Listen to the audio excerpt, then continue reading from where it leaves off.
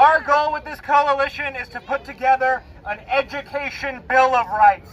We do not have time anymore for half measures or compromises. We need to build the education system that we deserve. We need to build an education system that prioritizes teaching and learning, not corporate greed and censorship. Absolutely. And to do that, we're going to need everybody. Everybody come November to make sure we have a Democrat who's not going to veto right to work. We need everybody in February and March when this legislation comes up to a vote. And we're going to need everybody making sure that teachers, staff members, bus drivers, janitors, professors, and students are protected and safe over the next decades to come. Go Jack! Go Jack! It is going to be a long fight, but we want to put together an education bill of rights to keep our students and teachers safe. So if you love a student, if you love a teacher, if you have any fond memories of our educational system, or simply believe that education is a fundamental democratic right, come talk to me, come join us, come support a broad coalition to protect our educators. Thank you all so much. Woo! Woo! And if you haven't joined your union, folks, join your unions. Woo! Thanks, Jack. We greatly appreciate those words of enthusiasm. And we know that he's in the fight with us. He's multi-talented and multitasking everywhere he can go. I'm very proud to know that he's part of the Virginia campus workers as well before he left Virginia Tech to come down here and spend some time with us in Roanoke. My name is Chuck Simpson. I am president of the Western Virginia Labor Federation. We are the legislative political support body of the Virginia AFL CIO from Lee County to Danville to Charlottesville to Winchester. So we cover 1/3 of the state. These types of rallies are now taking out with labor in different areas. I know there's one going on in Charlottesville to celebrate May Day as well. What I wanted to say to you for a few short minutes was to talk about what you're doing. What you are doing. And when you do it, we do it. It's all of us together, unified in solidarity. You don't have to belong to a union that represents people in the workplace. You can belong to this union. You can belong to this coalition. You can stand up and fight back. And you can do whatever your little heart desires that you want to do. Yes, sir. Whether it's participating in a rally, if it's standing on a street corner handing out flyers, or if it's going to try to visit a member of Congress if you're lucky, or if it's you making phone calls or you're writing letters or you're writing postcards, anything that your group wants to do, I encourage you to do it. And if you'd like to loop into Social Circle, we would be more than happy to have you as part of that. Our groups are doing everything from planning mass training sessions to having people go bowling together as a group, to have people do crafts together. We're moving in all kinds of different directions. And the reason we're doing that is to make sure that we stay unified, solidified, and we continue this fight. Because if we have to deal with this for 4 full years, we're not going to back down. We're not going to sit down. We're not going to shut up. We're going to stand up and fight back, right? Right. I had a gentleman who represents the American Federation of Government Employees who has just gotten connected with us over the last few weeks, and he works for TSA. Oh, sorry. Now that they have done what they've done to federal unions, he cannot get excused union time from work to come here and participate in our rally. However, he is coming to the Virginia Rural Caucus for the Democratic Party that's going to be held in beautiful Natural Bridge the end of this month, and he's going to be on a panel about labor, and he's going to talk about what his AFGE family has had to deal with. First, they come for the federal government employees. Then they're going to go to public sector employees. Then they're going to go to private sector, which is my job. And then they're going to go down to state union members as well. They don't want to have people to have representation because they don't want anybody to fight against them. I got news for them. It's going to be a cold day in hell before they pry my union card from my hand. It gives me great honor to introduce the last speaker, and we always save the best for last. Sister Lily Franklin,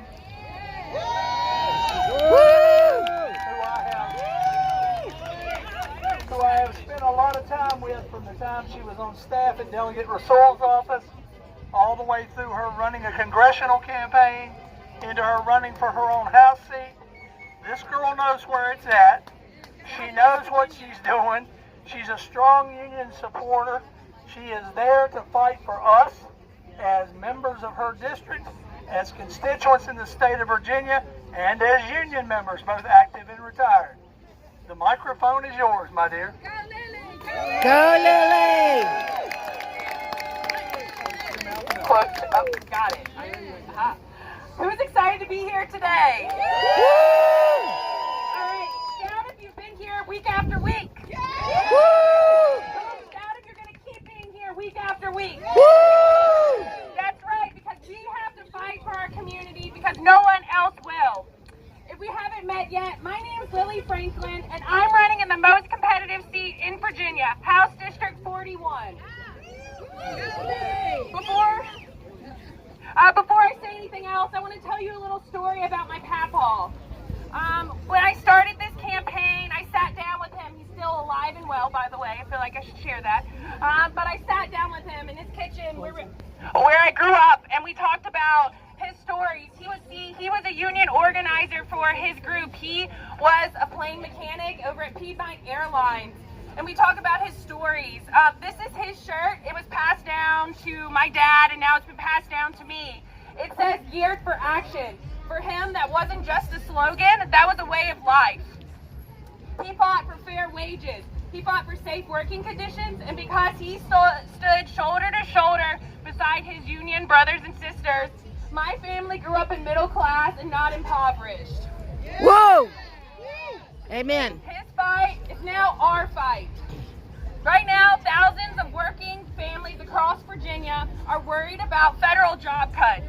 Not just regular job cuts that disproportionately affect communities like ours.